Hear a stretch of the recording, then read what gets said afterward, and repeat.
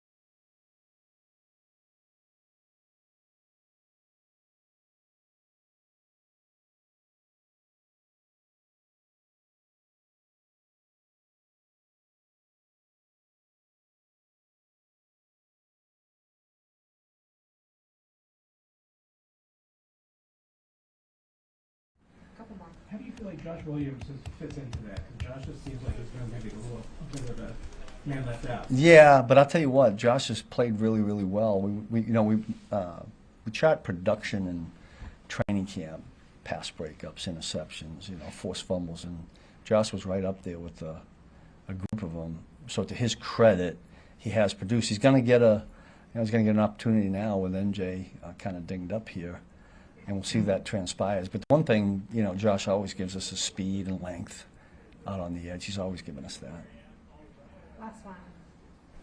We got no last one. Too much, you gave him too much info.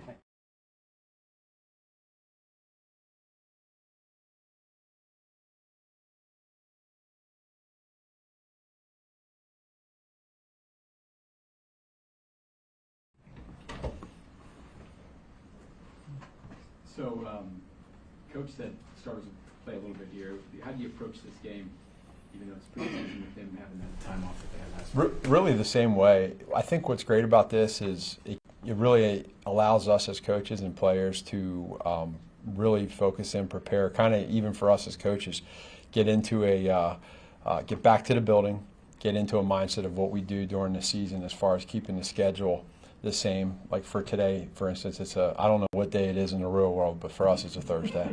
Today's a Thursday, so we're doing a Thursday practice, and I think for us as coaches, we have some new guys on staff, offense, defense, special teams, so it allows us to get through that. And then for instance, the quarterbacks, the process they go through, it's different and easier when you're here than it is when you're at camp. It's a little bit different setting, so all of that kind of goes in tail, and then you get to the game and you go play. You have 2 games with the new side of the left offensive line. Do you feel like you've seen enough to have confidence in the protection going into the regular season? I feel really good right now where it's at, and I think that's a credit to Coach Heck and Coach Matei, and then obviously the players there on that left side. They've done a great job. Josh has done great. He's really, I think every day he gets a little bit better. He feels more confident, which is natural. So we want to keep that going. There's still going to be times where some things happen, and that's okay. Let's just learn from it and then just try to eliminate those as much as we can. I know you get those reps in practice, but how important is it to get Patrick out there in a game situation with those guys? It's vital. You want to be able to have that so that these guys, again, even for Patrick, like as he gets into the mode of getting ready to play the regular season, understanding, for instance, the offensive line, the sets that they have, where they're at, the cadence for those offensive linemen listening to Pat, that's important. Then those guys for instance, the young guys on the left side of the line, communicating and hearing the calls that we have. So all of it is really a great test run and a great environment to be able to help them for week 1. Matt, when you get to this point, how much are you trying to explain to Sharp Smith that, like, hey, I know it's a lot, but like trust us on like how long this process is to get him ready for like the regular season? It's key that we make him understand that, because I can imagine a young guy like him coming into this offense, even a guy like Gardner that's here for the first time who's been in several different offenses. It can be a lot. So you just got to kind of temper their expectations and not allow them to get frustrated, whoever it is. If it's Burchard, if you make a mistake, that's okay. Don't make it twice. And then when you get a chance to get on the football field like he did last week, he made some good plays, and he did a good job there. So, but can you follow that up and continue with that is the key. Coach Toub mentioned, that for a guy like Taekwon, looked like he's going to make the team, he's going to find a role for him on special teams. If you end up with, a guy like Sky or Nico that ends up being a 7th receiver, do you have the converse challenge of trying to figure out how to best use him on the offensive side? Yeah, and it's I think it's a really good situation for us when you have that. One of the things that Coach Reed, Brett Veach, Toub on special teams, they do a great job of trying to figure out, okay, if this guy is on the roster, how can we maximize what he does best? And then vice versa. If there's a guy that's a special teams guy and we need him in a certain role, like how do we get him in the offense and use him? Because you want to maximize those guys that are up for game day. And you want to try to stay away from having a guy that's playing 4 or 5, 6 plays a game. You'd like to use those guys as much as possible, but the coaches do a good job with that. Kind of a follow-up to the backup wide receiver room. How has Rashid's anticipated early availability might have impacted or complicated figuring out the back end of that receiver room? One of the things that we try to do as a staff was prepare both ways for it, just not knowing. So we have a plan for if he is there and if he's not there. And so it kind of made it easier. And that's not something that we just did here recently. Like, we've thought it through. And there is a little bit of juggling in training camp, not only just with that, but also his health, making sure that you balance both of those together. So Coach Embry's done a great job of doing that, and I think we have a solid plan in place. Last couple. I want to ask you about the touchdown to Robert Tunyon there with that mission. Yeah. Is he finding his own space there? Is that his route to stop on that play? Or is that something that he spots in the coverage? No, he actually did some scrambling on that, and we told him after the play on the sideline, "That's a great job listening to Coach Connor in training camp on the scramble rules." He was supposed to run he had a corner route, which is pretty obvious on that play, and then he just kind of saw what was happening, slipped back inside, and then Gardner made a heck of a throw. Being able to see that throw across his body, that's one of those ones as a quarterback coach, you're like, no, yes, that was great.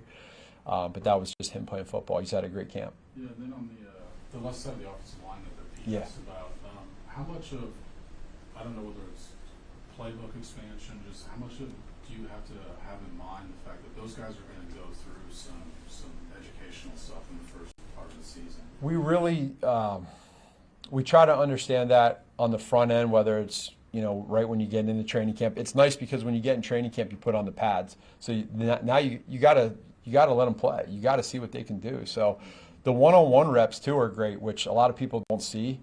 But when they're getting these one-on-one reps during our 7-on-7 periods, that's valuable time. So we put all that together, and then now they get these preseason games, and so now that's all very real for them for timing. And now it's our job as coaches to make sure that we coach them the right way to help them develop.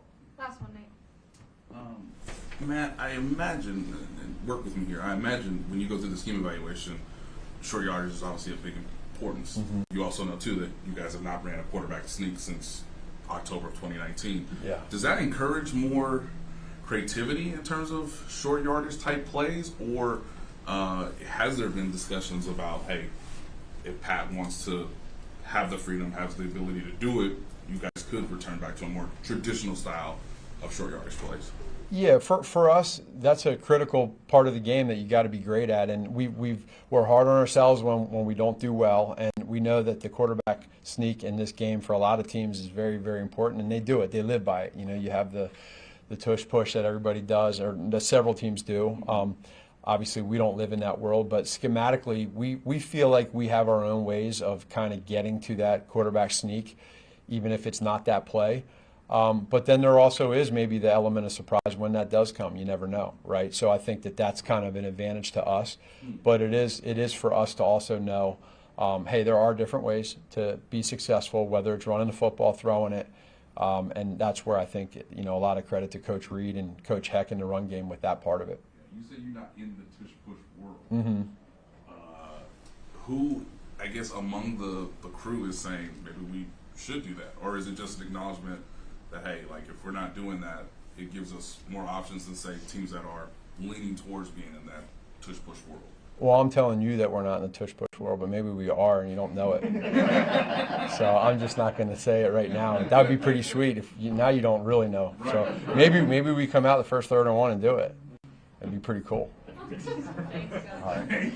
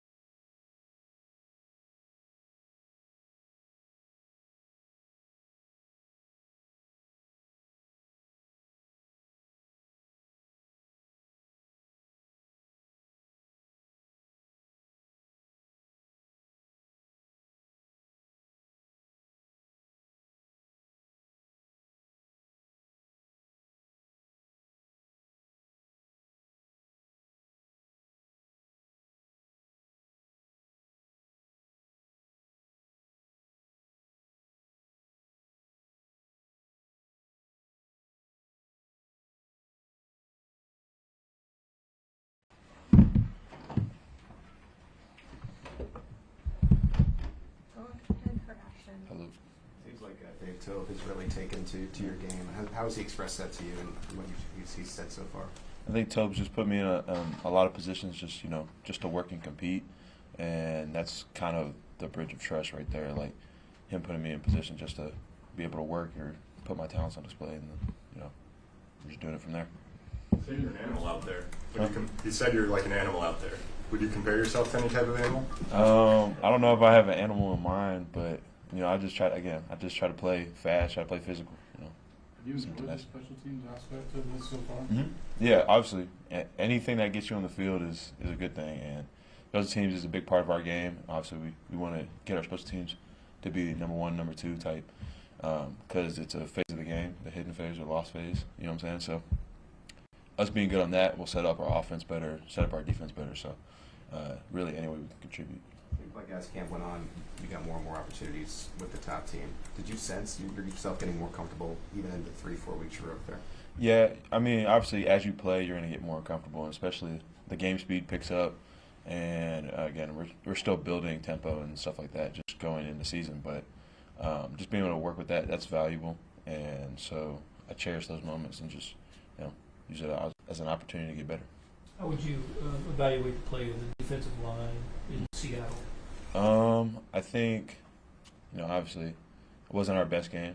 We can obviously improve. I think we can just be more physical. But at the end of the day, it's a team sport, so we just got to come together, stop and run, and that will allow us to rush passer and stuff like that. So, Coach Spagnuolo said that he didn't feel he had the team prepared really for what was going to happen in Seattle.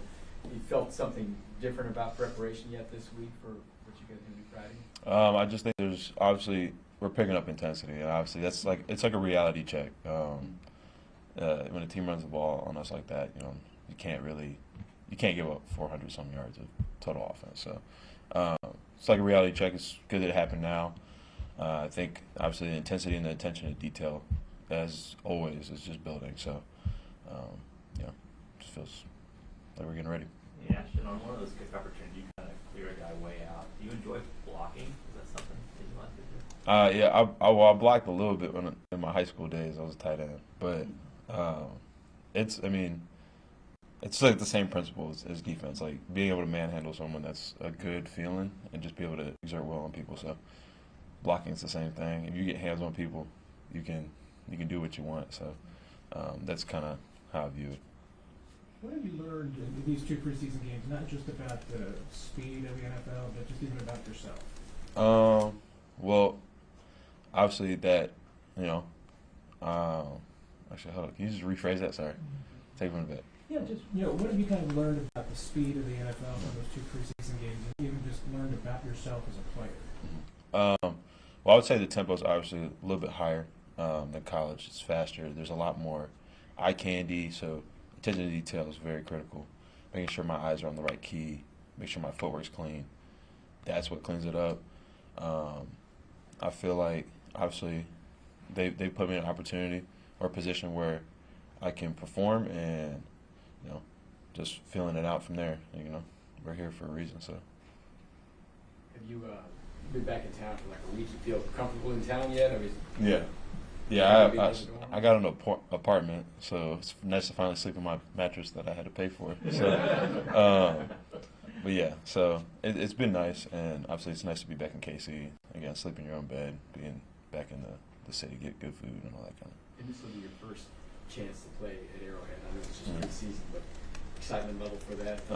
That's sick. Obviously, I've heard a lot of good things, and I'm looking forward to obviously interacting or experiencing that crowd volume, especially on defense, because when you're playing at away stadiums, they're not loud for you. So I'm kind of excited to see how that plays out, like communication-wise and just being on the field, just how that noise affects it. So. Have a lot of family and friends come in for the game? Yeah, my mom, dad, stepmom, siblings, baby siblings. My older siblings got work and stuff, real adult things. But yeah, they're coming in for a family game, so it'll be nice. And buy all those tickets? Yeah. You gotta work it out. Thank you, Ashton. Thank you. Appreciate y'all. Thank you.